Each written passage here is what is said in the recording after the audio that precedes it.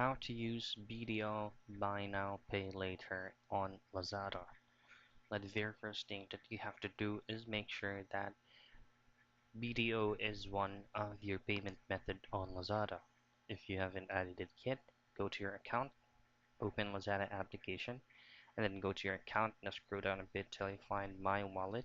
Tap on View. Now in here, just head directly to Payment Options. Now this is where you can actually add your BDO account so that you can use your BDO Buy Now Pay Later as one of the payment method on any of the purchases on your Lazada.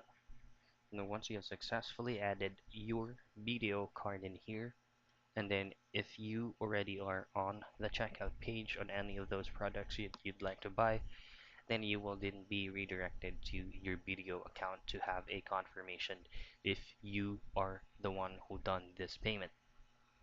And after that, Lazada will provide you a certain amount of options on how would you like to pay the specific amount. Is it going to be 3 months, 6 months, or even a year?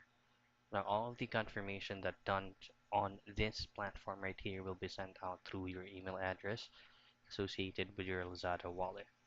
And that's it. That's how you use BDO Buy Now Pay Later and Lazada.